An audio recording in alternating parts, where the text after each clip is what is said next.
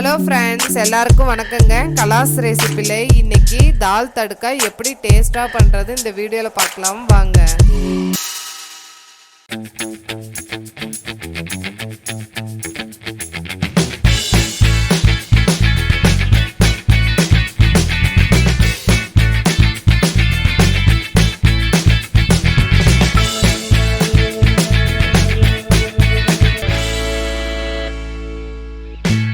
Cooker பேனில் மைசூர் பருப்பு 100 gram, பாசிப்பருப்பு 50 கிராம் சேர்த்துக்கோங்க.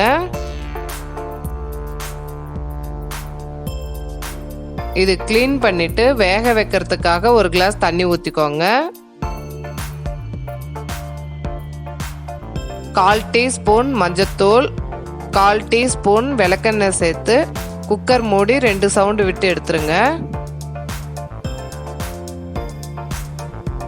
2 சவுண்டு வந்துருச்சு.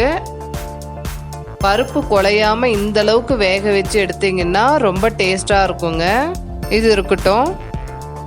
கடாயில கொஞ்சம் எண்ணெய் சேர்த்துக்கோங்க. இது கூட 1 டீஸ்பூன் நெய். ஹீட் ஆன உடனே 1/4 டீஸ்பூன் ஜீரகம் பொரிஞ்ச உடனே கடுகு உளுத்தம்பருப்பு 1/2 டீஸ்பூன். கடுகு வெடிச்ச உடனே 4 வரமிளகா, 3/4 டீஸ்பூன் சாம்பார் தூள், நம்ம ரெகுலரா யூஸ் பண்ற சாம்பார் தூளுங்க. 1/4 டீஸ்பூன் மிளகாய் தூள், 1/4 டீஸ்பூன் மஞ்சத்தூள், கொஞ்சம் பெருங்காயத்தூள் சேர்த்து நல்லா எண்ணெயிலே வதக்கிக்கோங்க. இந்த ராஸ்மல் போகட்டும். 1/2 முழு பூண்டு சின்ன சின்னதாக கட் பண்ணி வச்சிருக்கோம். ஒரு மீடியம் சைஸ் துண்டு இஞ்சியை துருவி வச்சிருக்கோம். இது ரெண்டையும் மசாலா ஃப்ரை ஆன உடனே சேர்த்துக்கலாம். பூண்டு இஞ்சி நல்லா எண்ணெயிலே வதங்கட்டும். பூண்டு வதங்கிருச்சு. இப்போ கட் பண்ணி வச்சிருக்க வெங்காயத்தை சேர்த்து அதையும் எண்ணெயிலே நல்லா வதக்கிக்கோங்க. ஒரு மீடியம் சைஸ் வெங்காயம் 1, அதே சைஸில் 3/4 தக்காளி எடுத்தால் போதுங்க. ரொம்ப சேர்த்தா இது நல்லா இருக்காது.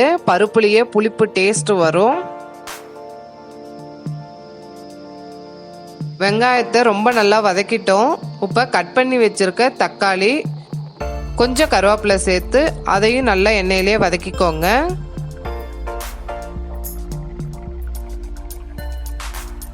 பாருங்க, இந்த அளவுக்கு நல்லா வதக்கிக்கோங்க. இப்போ வேக வச்சு எடுத்து வச்சிருக்க பருப்பை இது கூட சேர்த்துக்கலாம். குக்கர் பேன்ல கொஞ்சம் தண்ணி சேர்த்து அதையும் இது கூட சேர்த்துக்கலாம். இது கூட இதுக்கு தேவையான உப்பு சேர்த்து நல்லா கலந்து விட்டுக்கோங்க. ஒரு கொதி வரட்டும். அவ்வளோதாங்க, தால் தடுக்கா ரெடி. இது சப்பாத்திக்கு ரொம்ப நல்லா இருக்குங்க. சீக்கிரமா பண்ணி முடிச்சிடலாம். அதே சமயத்தில் ரொம்ப டேஸ்டா இருக்கும். இதை ட்ரை பண்ணி பார்த்துட்டு உங்களுடைய கமெண்ட்ஸை எனக்கு ஷேர் பண்ணுங்க. இந்த வீடியோ உங்களுக்கு பிடிச்சிருந்ததுன்னா கலாஸ் ரெசிபிக்கு சப்ஸ்கிரைப் பண்ணுங்க. பெல் ஐக்கானை கிளிக் பண்ண மறந்துடாதீங்க.